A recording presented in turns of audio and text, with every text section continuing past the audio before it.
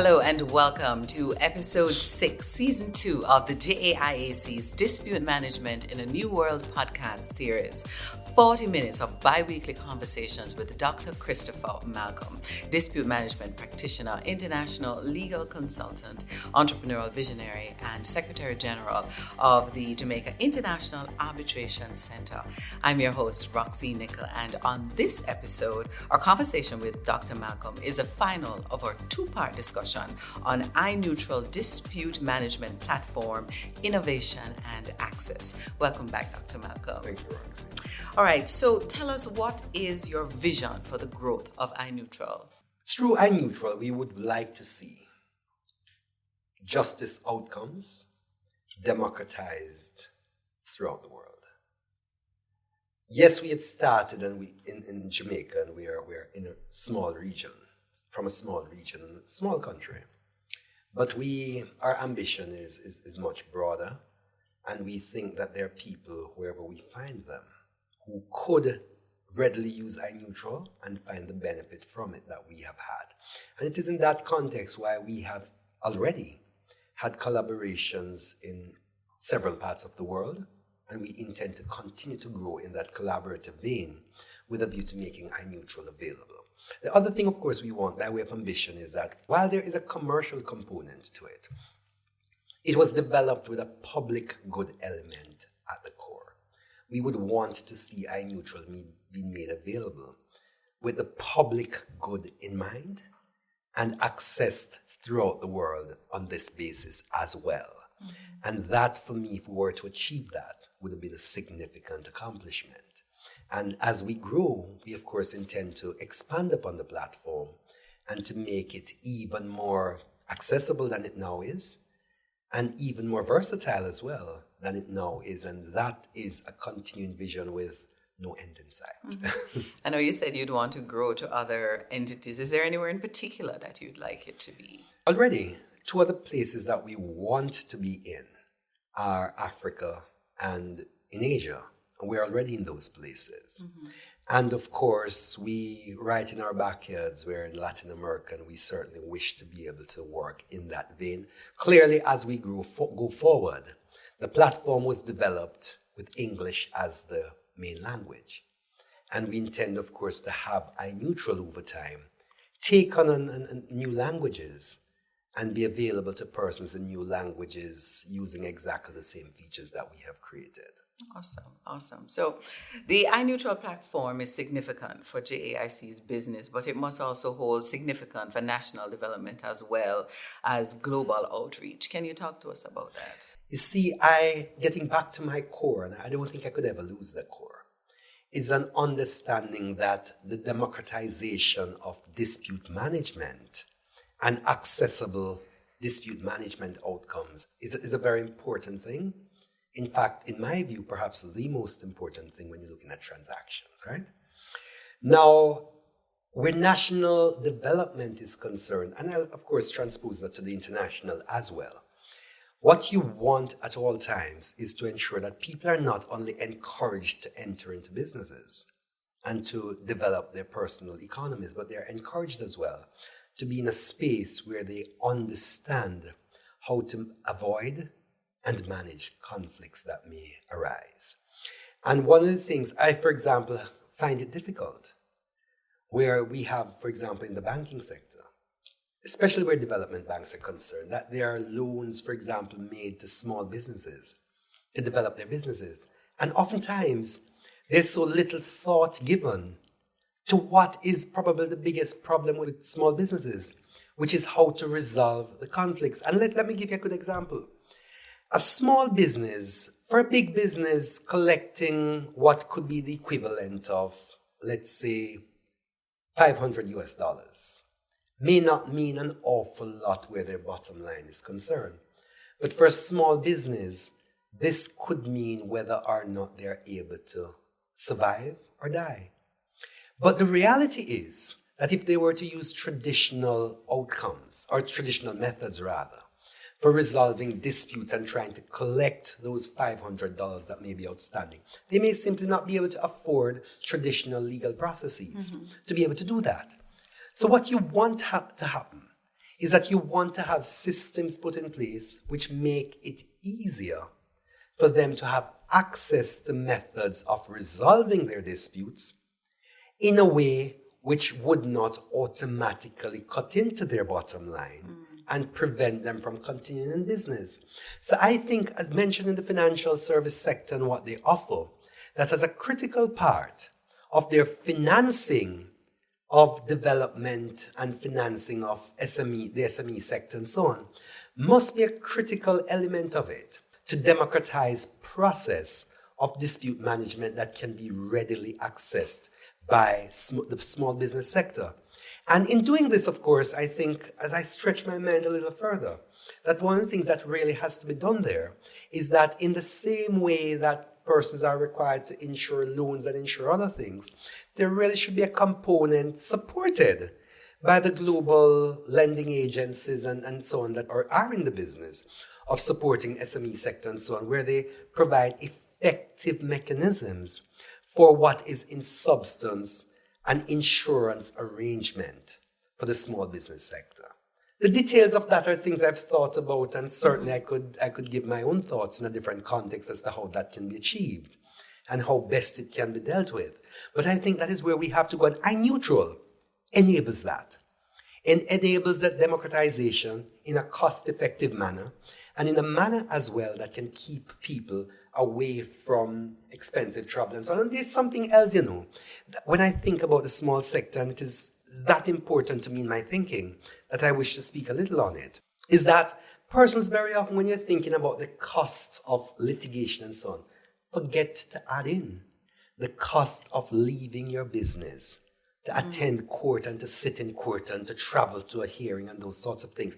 Now, for a big business that would have multiple employees and you can readily make somebody available, it may not mean that much. Right. But for a small business or SME entity, where a single person may be doing every single thing in the business, you leave it for an hour and you've lost the sale and business for an hour. And so you now can, if you can find a way where persons can stay where they are, have comfort in the system that they're using, and be able to get their issues resolved, where they can then chase down those $500 here, there, and everywhere. And as we know from accounting, de minimis, when it adds up, it becomes important, right? So if we can find a way to democratize that process, to enable them to access it from wherever they are, and to enable them to go after what could appear to be de minimis to somebody else, then you have a situation where you can, without even thinking too far, realize that effective dispute management that allows for that level of cost recovery and business recoveries will invariably assist these sectors. And once you assist that, what do you then do? You assist them to grow, you assist them to develop, and by extension, the economy grows and develops as well. Okay. So since the launch in May, what has been the feedback from stakeholders? The feedback has been very positive, I would say. And I mean, including that we continue, in addition to having had it accepted by other institutions for use, we continue to have ongoing dialogue with some persons, including persons who have come to us, to see how we may be able to work collaboratively with them for the use and implementation of the system in their own way. And what we do, the system is also designed to do, is that it's an adaptable system. It can be adapted to include special features to deal with special sectors and special needs, as the case may be. So we continue to have good feedback. We continue to have good feedback and good possibilities arising as well. Awesome. So I don't recall if we mentioned it before, but I heard the platform was developed by Jamaicans. Tell me about it. It was innovated by Jamaicans, in fact.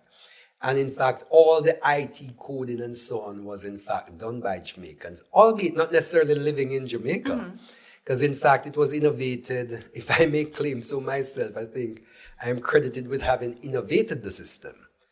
But the coding and things related to that, in fact, was done by Jamaicans based in New York, who are doing exceptional work there in the IT and related business.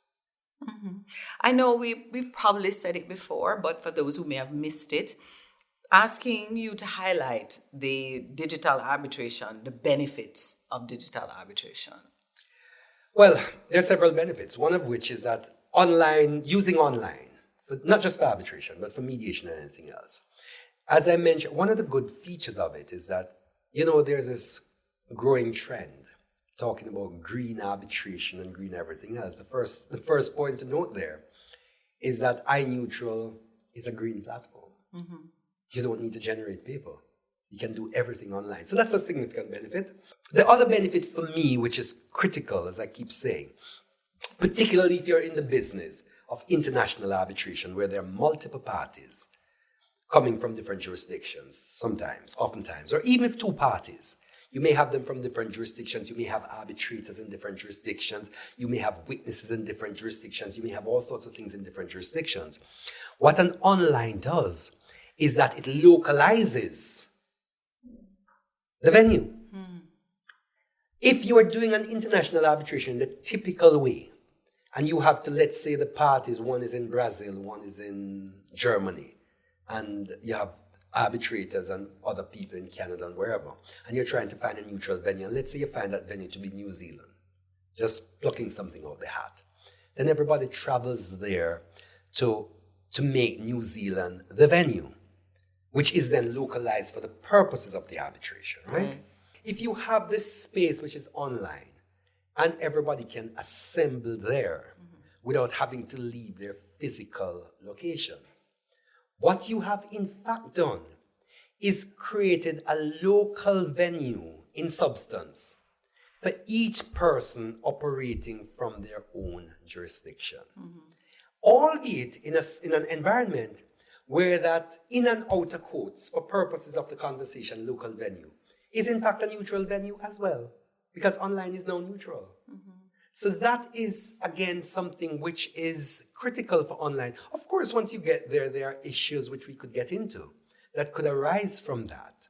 But the fact is that that is a benefit, and it allows you to plan without travel. And I'll give you another example. Let's say I am in Jamaica, and I'm traveling to a venue in New Zealand, right? And I'm going through multiple time zones. I get there. I have all sorts of things relating to travel, right? And depending on where you are, if you think about it, the person who is traveling to New Zealand from Australia is in a much more advantageous position than I, who would be traveling from Jamaica. Both cost-wise, because I have to travel a little earlier probably than he or she does, to be able to acclimatize, right, and to be able to get into the speed of it. And I can tell you, having traveled, for example, I've traveled, say, from Jamaica to, say, Singapore, which is pretty much a 12-hour flip.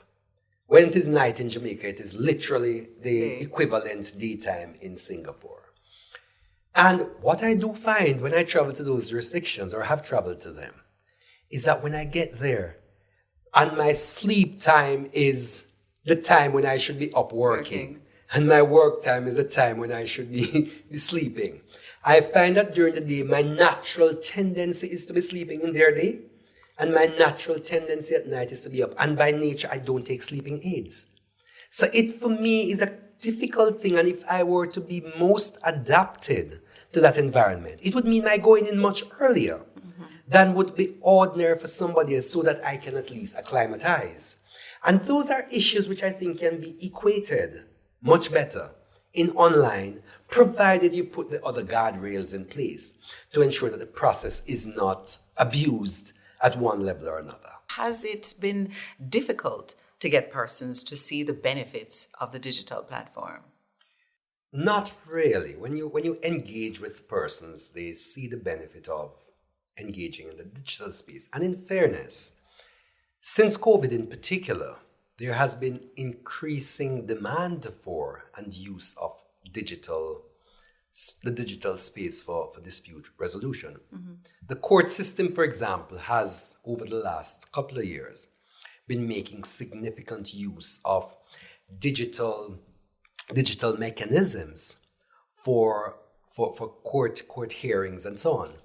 What has not happened in those spaces, if I may say so, though, is that where they have enabled digital online hearings, they have not necessarily gone the full level, for example, of iNeutral and what we would have done, which is to create an end-to-end mechanism which is tied into a digital platform, as distinct from tapping into an existing framework which has been developed, which enables digital hearing. So, for example, iNeutral, these court hearings, for example, if I were to put it that way, they use Zoom, WebEx, and these other facilities to enable their hearings. iNeutral also uses those. But in addition to doing that, iNeutral has created a holistic platform which allows for greater democratization and easier access for all, including through fillable templates. So that is the distinction there. So getting persons interested is not really what the issue is. And the issue has never been that, even for ADR in its broadest context. Okay. The problem has never been whether or not persons will use these mechanisms, but whether or not the persons who advise them and the existing contractual or other arrangements that they're in will allow them to easily move into that space. Because as I mentioned in the previous podcast that we had, you can only go into the use of ADR, and that would include using online platforms such as iNeutral, where the parties have agreed, and the agreement must be in the nature of a contract. So unless and until the contractual arrangements provide for it, however interested the parties are, you won't be able to get them in the process. And I go a little further. When a dispute arises, and that is why it is so critical to ensure that you get the contractual arrangements for dispute management settled before the dispute arises. When a dispute arises, one party will be keen to have it settled. The other will not be as keen, particularly if they think they might lose. Right.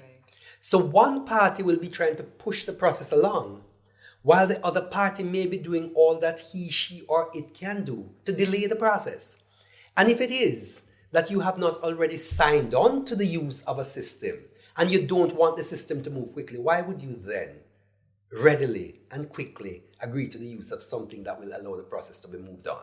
So the starting point clearly has to be, as we move forward, is to get more and more persons at the outset agreeing to the use of iNeutral platforms, and also platforms and other mechanisms generally, which are supportive of alternative dispute resolution.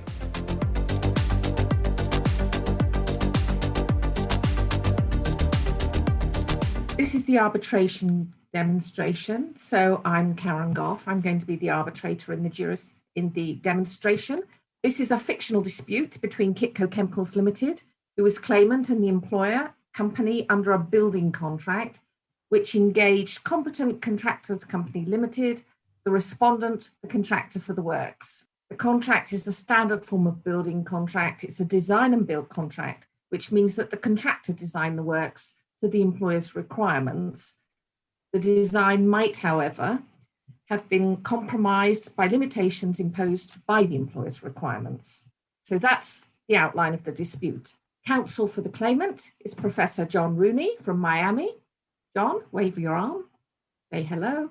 And counsel for the respondent is Mr. Calvin Hamilton from Barbados. Now, procedurally, the parties didn't agree a procedure. So as arbitrator, I imposed one. It is very tight. Each party has a very limited time to make its submissions. The time is to be shared equally. We ask you to assume that the hearing is already part heard. We have in the witness box, ready for cross-examination, Ms. Sherika Lindsay, who is the Chief Executive of the claimant company Kitco. Mr. Hamilton, for the respondent, is to cross-examine the witness. Please continue, Mr. Hamilton. Competent contractor says that Kitco told them they have to save money, and as a result, there was no need to carry out the soil investigations. Yes, that's correct. Okay, terrific. Isn't it also correct that competent contractors' tender was based on stated assumptions on the soil formation? I did not get that impression during the negotiation. All right. If you go to your statement at 12, paragraph 12, and paragraph 10 to some respect, you state that indeed certain assumptions were made. Yes.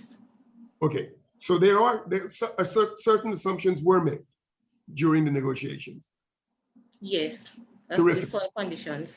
Okay, and when the contract was signed, you were aware that those assumptions were the basis, formed part of the basis for the contract. And is it not true that there were no investigations done with respect to the soil formation? Not that I'm aware of. Okay, and is it not true that the CCL received instructions that in the event that it was not needed, that no such investigations should be incurred, and the price the price benefit should incur to KITCO? Yes, if the investigation was not necessary. In your reading, would the contract have limited, in any event, the contractor to only conducting one bore of soil? No, they were not limited. The discussion was that they would perform the necessary investigation. If it was up to them, being the industry and the prudent and industry professional, to determine that. So they were not limited. We wanted to save money, but not by being penny wise and pound foolish. The question is, if you look at this dynamic, would you consider this to be an accurate representation of what you now understand the characteristics of the subsoil to have been? It gives a general description of how the subsoil will look. If you appreciate that the substrata is not divided in fixed lines as demonstrated on the image here, but it's sufficient for our purposes. From your review and inspection of the evidence and site, were you able to come to any concluded view about whether the cracks in the tank were as a result of poor workmanship or instead by latent defect in the specified steel material, or that they resulted from unstable surrounding ground conditions?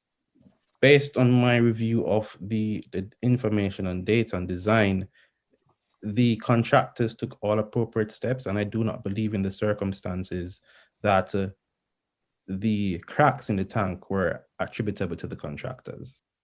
So in arbitration as in litigation, he who pleads must prove, so that the onus of proof of liability and causation of the claimed losses is with the claimant. There is no counterclaim.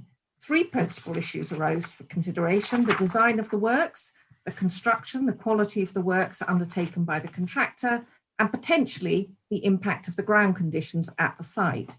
Did they affect the works and cause the damage? If so, who carried the risk of adverse ground conditions affecting the integrity of the works? The evidence. I accept Mr. Lindsay's evidence as to the facts that KITCO specified the waterproofing. CCCL did not warrant it, so if it was wrongly specified, there's no redress against the respondent on that score. Was it poorly applied? As a matter of fact, there's no evidence of bad workmanship, says the expert. I accept that evidence. Ms. Lindley described the ground conditions. She confirmed KITCO provided no site data and didn't expect CCCL to undertake tests if they were not necessary, but said that CCCL did not warn KITCO of any implications of not testing. I must say that for a company engaged in the purchase and storage and safe sale of fuel and other chemicals, I consider that it is self-evident that if there is no ground investigation, there could be a risk of unforeseen ground conditions materializing and consequent damage to the works and contamination of the surrounding soil and any water source. But that in itself doesn't absolve the contractor of responsibility, because clause 410 of the contract imposes obligations on the contractor to satisfy itself about the site conditions, and it was not amended or removed from the contract.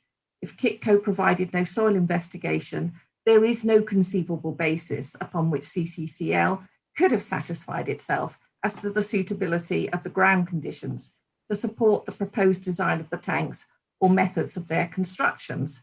But on a contract of this nature, would they be considered necessary for tanks just below the surface of the ground? The expert says no, they would not be usual or necessary. I accept Ms. Lindsay's evidence that there was contamination and loss caused to adjoining farmers, but that was due to leakage from the tank. But was that due to leakage from the tank or other causes that are due to CCCL? Turning to the expert evidence to assist, I find that I'm not assisted. It is said that the steel used for the tanks was substandard. It was specified by KITCO. We heard that in evidence. Was that the cause? The expert does not reach a conclusion. Safe to say that the desktop evaluation shows everything to be within acceptable parameters as to the design and construction methods. He also gives unchallenged evidence that the contamination could as easily come from other sources. In all the circumstances, I cannot say that even on the balance of probabilities, the claimant has proved its case. The claim is therefore dismissed. Thank you very much, everybody. And that concludes the arbitration demonstration. Madam Arbitrator, Yeah. I think we ask for costs. I think I have the power to order costs under the rules, and in my judgment, costs should follow the event. The respondent has succeeded in its defence and therefore should be awarded the costs of the defence insofar as there is any reduction to be made. That can be made on an assessment of the costs in due course. Thank you both very much.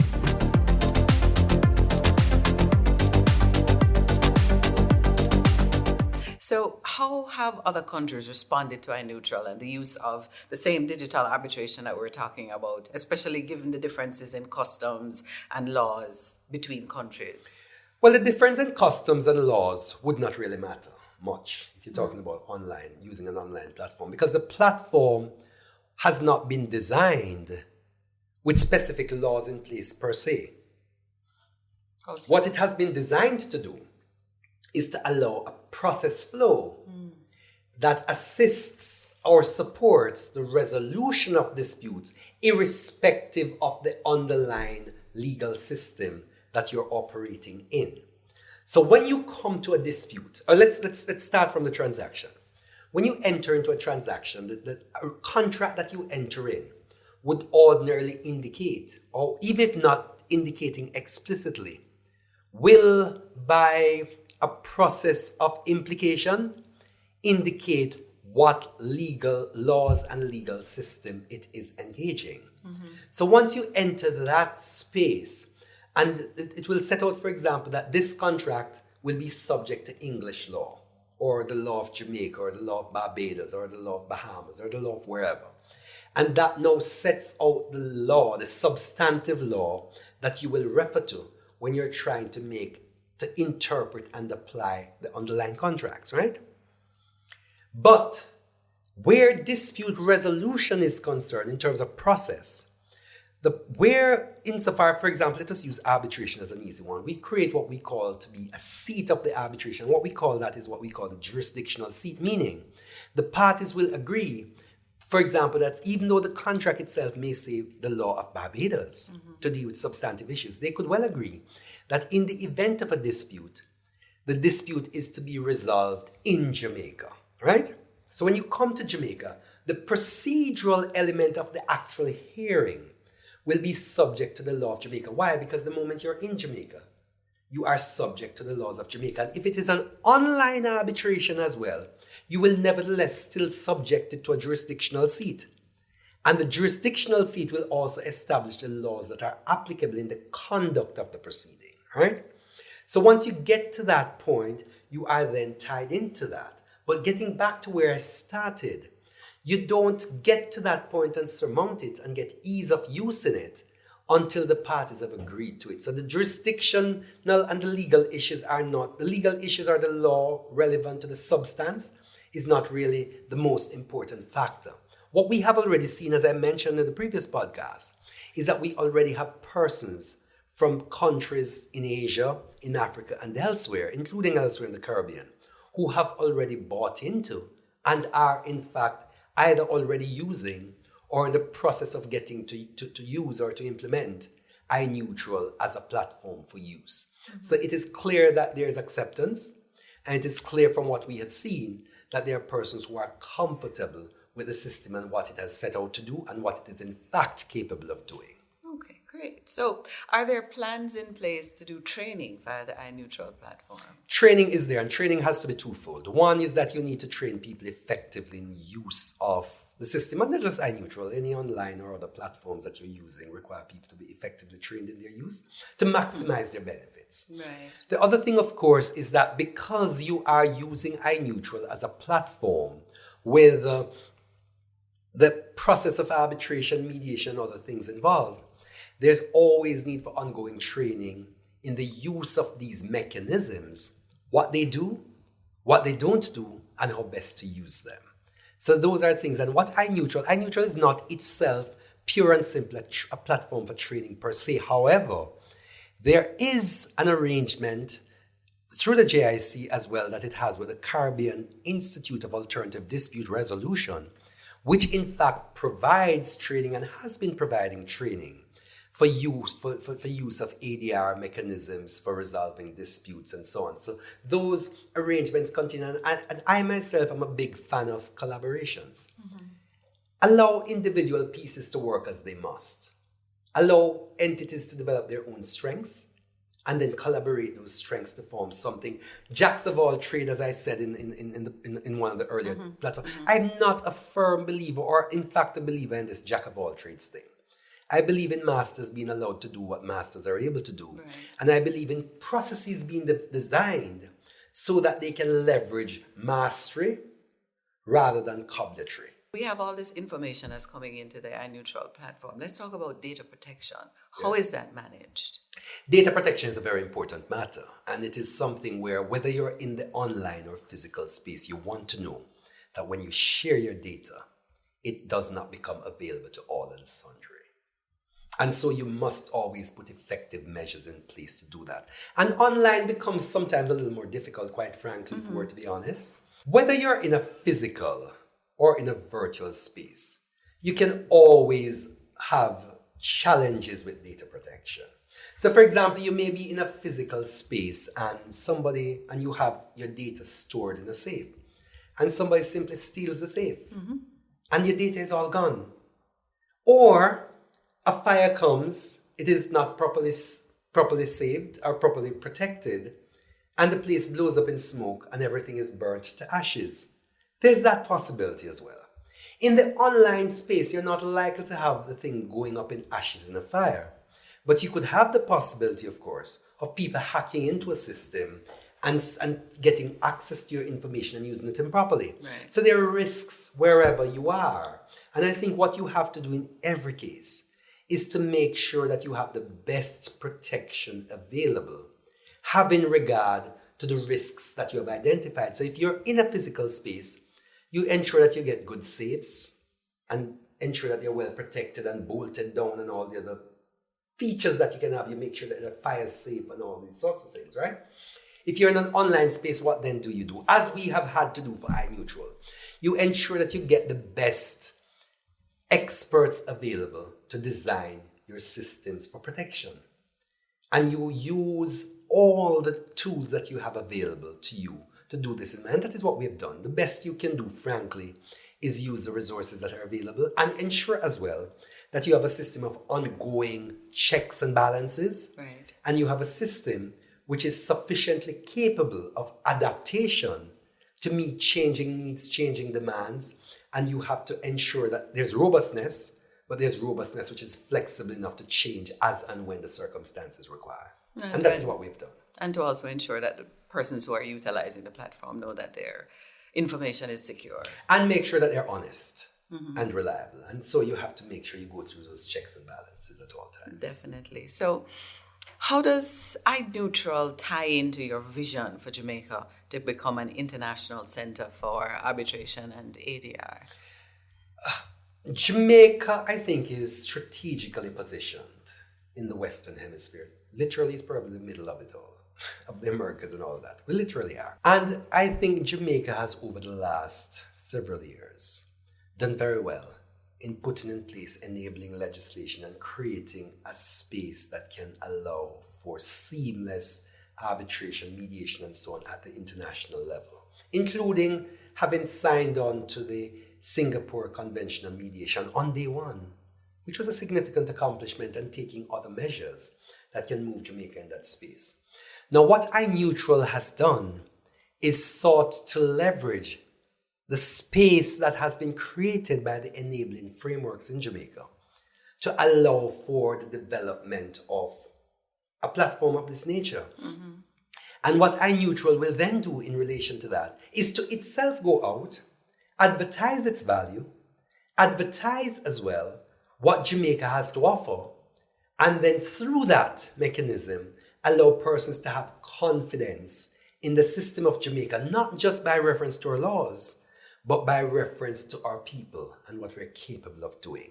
And I think as we develop things, including iNeutral, and we demonstrate that we are in fact thinkers, and we are also doers, and we're thinking and doing at a standard which is global, and which is in accordance with best practice at any level you could find it, then you will have more and more people warming up to what we're doing, and that warming up to what we're doing in our own individual space can then translate to the broader national, and I dare say regional beyond Jamaica to the rest of the Caribbean, and outward where persons can then say, we have something, we can be supportive of it, and we can be confident that in it we are not getting anything less than we would have been able to get going elsewhere. And that for me is the vision we have. Mm-hmm. And if we are able to expand upon that and we're able to concretize it in a way which makes people from wherever they are in the world comfortable, it only serves well the interests of Jamaica and the interests of the broader region, because we are regional in our approach and have always been. We don't see ourselves as being islands entire to ourselves. We see ourselves as part of a broader universe, and we see the democratization of justice initiative that we're interested in, and the process of making it easier for access to be something which is a public good that we all must strive for wherever we are in the world. And if we can be a part of that process, however small it is, that's a good thing, and it's a good thing to encourage and support, and Jamaica and the region will benefit from it. Well, thank you so much. And we know your vision will continue to materialize. Thank you so much. We work for that. Thank you so much, Dr. Malcolm. But before we go, here is today's Did You Know fact. Did you know that in addition to implementation for use in the Caribbean, the iNeutral platform has already been implemented for use in parts of Asia and Africa? Well, there. Please don't forget to check out all of our podcast series Season 2 episodes, now available on Buzzsprout, Podbean, Spreaker, JAIAC YouTube channel, and wherever you get your favorite podcasts. Until then, I'm Roxene Nickle, and on behalf of Dr. Christopher Malcolm, Secretary General of the JAIAC, thank you for joining us. Special thanks to our sponsors, JDIC, protecting deposits for you and me, CIADR, Regis, work your way, iNeutral, dispute resolution made easy, CP Malcolm, dispute management practitioner, ADEB Consultants, consulting engineers for almost 60 years, Impact Justice, improved access to justice in the Caribbean, and Wassel & Wassel Arbitrators Services Incorporated. I save because one day my little business is going to be a big deal. Yeah, and I make sure to put away a little something for him. And thanks to JDIC, deposit insurance protection on my savings gone up. You've been upgraded. Deposits held in commercial banks, building societies, and merchant banks are covered under the JDIC deposit insurance scheme up to $1.2 million per depositor per institution. JDIC. Protecting deposits for you and me. Book rooms by the hour or as long as you need. Regis meeting rooms are the perfect setting for your next pitch, interview, board meeting, or workshop. They're equipped with the latest technology, a friendly support team, and catering on request to ensure everything runs smoothly. Experience our meeting room solutions. Book your tour today by calling 876-618-8800 or visit regis.com.jm. That's regus.com.jm.